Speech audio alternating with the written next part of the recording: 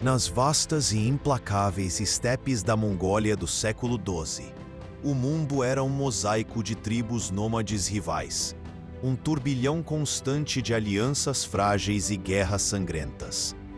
Mongóis, tártaros, merquitas, naimanos, queraitas, clãs orgulhosos e guerreiros, vivendo ao ritmo das estações, do pastoreio de seus rebanhos, da caça e da guerra incessante por recursos e poder. Não havia uma nação unificada, apenas a liderança carismática e brutal de Kas, chefes tribais que impunham sua vontade pela força. Neste cenário de fragmentação e conflito perpétuo, por volta de 1162, perto do rio Onon, nasceu um menino chamado Temujin, filho de Yesugei, líder do pequeno clã Borjigin. Sua infância seria marcada pela tragédia e pela adversidade.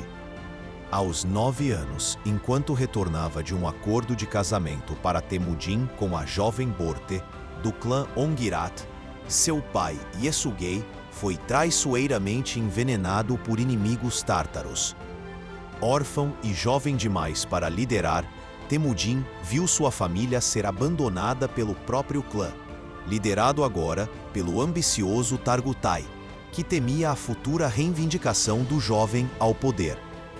Expulsos, despojados de seus rebanhos e cavalos, Temujin, sua mãe Hoelun e seus irmãos foram forçados a uma luta desesperada pela sobrevivência nas estepes hostis, caçando, pescando e fugindo constantemente da perseguição de Targutai.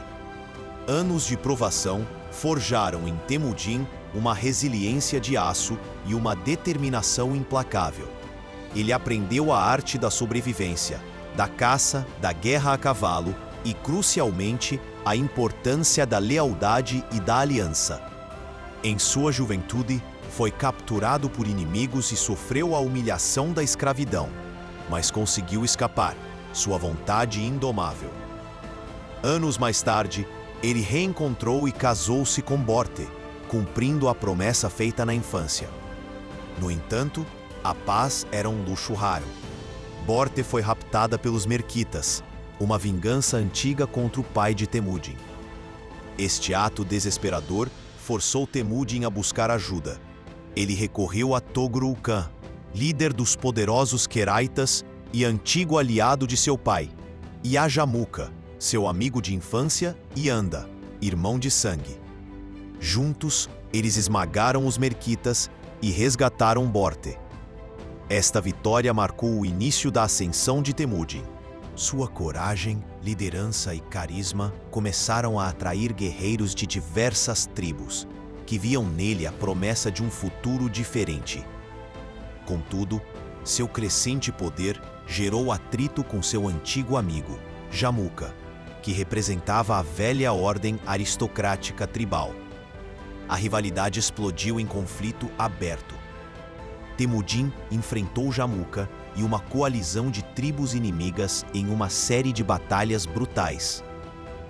Com uma mistura de astúcia diplomática, promessas de um sistema mais justo baseado no mérito e uma ferocidade militar incomparável, Temujin derrotou sistematicamente seus rivais.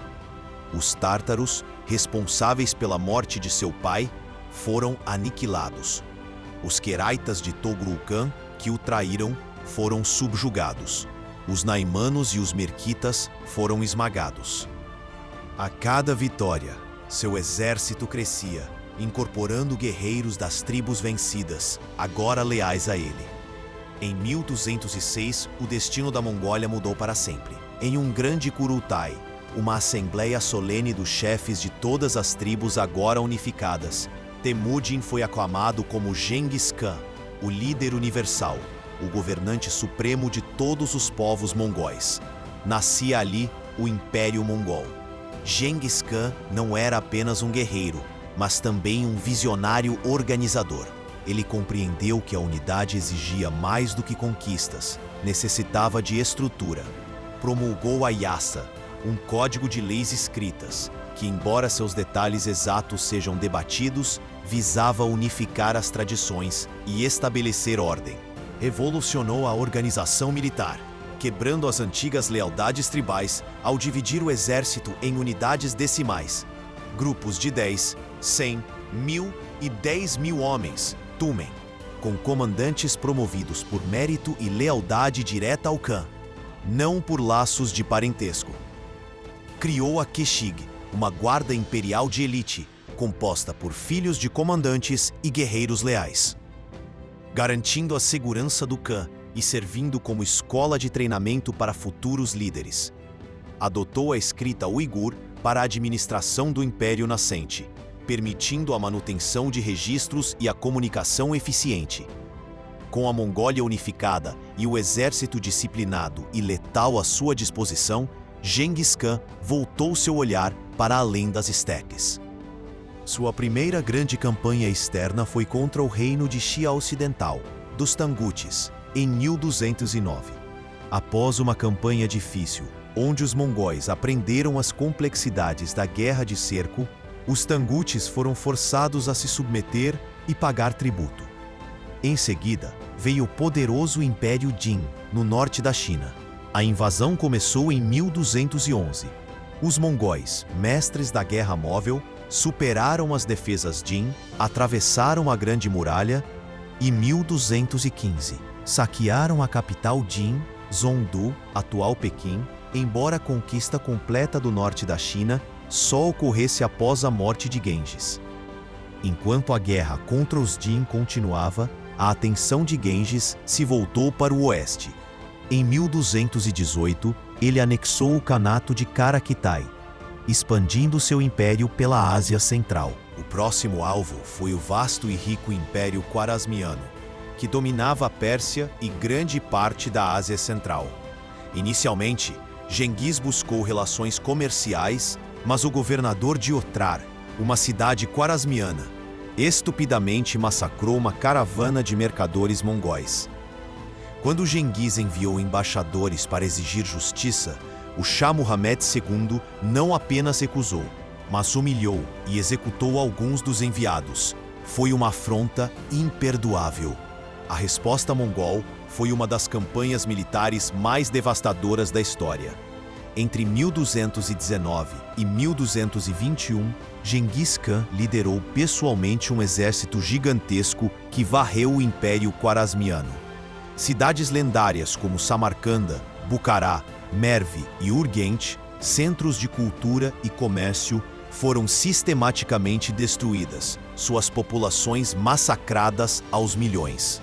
Os sofisticados sistemas de irrigação que sustentavam a região foram arrasados, transformando terras férteis em desertos. O Shah Muhammad II fugiu em desespero, morrendo em uma ilha remota no Mar Cáspio. O terror mongol se espalhou como fogo. Enquanto Genghis consolidava seu domínio na Pérsia, seus brilhantes generais, Jebé e Subutai, liberaram uma expedição de reconhecimento audaciosa ao redor do Mar Cáspio, atravessando o Cáucaso, derrotando exércitos georgianos, cumanos e uma coalizão de príncipes russos na Batalha do Rio Cauca em 1223, anunciando a chegada dos mongóis à Europa. O impacto das conquistas de Genghis Khan foi monumental e contraditório. Ele forjou o maior império terrestre contíguo que o mundo já viu, unindo o leste e o oeste. Suas campanhas, no entanto, foram marcadas por uma brutalidade aterradora, resultando na morte de dezenas de milhões de pessoas e na destruição de civilizações inteiras. O terror era uma arma deliberada, usada para quebrar a vontade de resistir. Cidades que se rendiam imediatamente poderiam ser poupadas, mas qualquer resistência era punida com aniquilação total.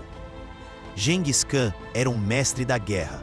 Sua estratégia combinava a incomparável mobilidade da cavalaria mongol, a letalidade de seus arqueiros compostos, uma disciplina férrea, reconhecimento eficaz do terreno e do inimigo, e uma notável capacidade de adaptação, incorporando rapidamente novas tecnologias, como as máquinas de cerco chinesas e persas.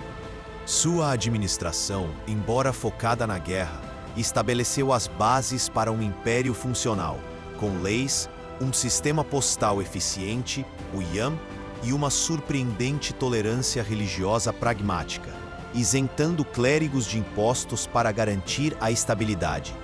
Os inimigos enfrentaram um dilema terrível: resistir e enfrentar a aniquilação quase certa, ou submeter-se e tornar-se vassalos do crescente império. Muitos tentaram resistir, mas poucos conseguiram deter o avanço mongol. Genghis Khan não viveu para ver seu império atingir sua extensão máxima. Em 1227, durante sua campanha final para punir a rebelião dos Tangutis de Xia Ocidental, ele morreu. A causa exata permanece incerta. Uma queda de cavalo, doença, ferimentos de batalha.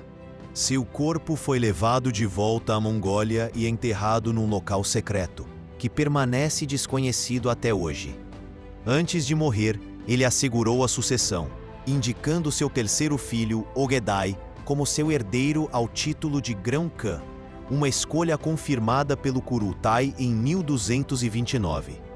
A morte de Genghis não significou o fim do Império Mongol. Pelo contrário, seus filhos e netos, Ogedai, Batu, Mongke, Hulagu Kublai Khan, continuaram suas conquistas implacáveis, expandindo o império até a Hungria, Polônia, Síria e o restante da China.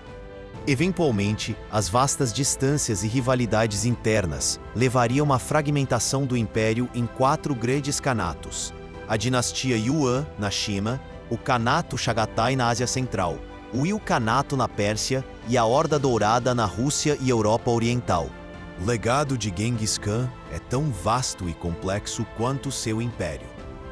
Na Mongólia, ele é reverenciado como o pai fundador da nação, o unificador que transformou tribos dispersas em uma potência mundial. No resto do mundo, sua imagem é ambivalente: o conquistador brutal, responsável por destruição e morte em escala inimaginável, mas também o líder visionário que inadvertidamente criou as condições para a Pax Mongólica, um período de relativa paz que facilitou o comércio, a comunicação e o intercâmbio cultural através da Rota da Seda, conectando a Europa e a Ásia como nunca antes. Sua influência nas táticas militares, na organização estatal e na própria demografia da Eurásia é inegável, com milhões de pessoas hoje compartilhando sua herança genética.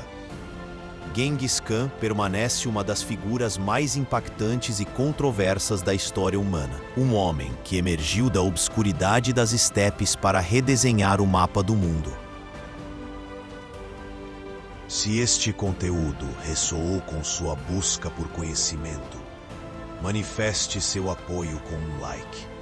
Compartilhe com aqueles que também ousam pensar além. E inscreva-se no canal Intelecto Ampliado. Sua participação é vital para que possamos continuar desvendando as camadas mais profundas da mente e da realidade.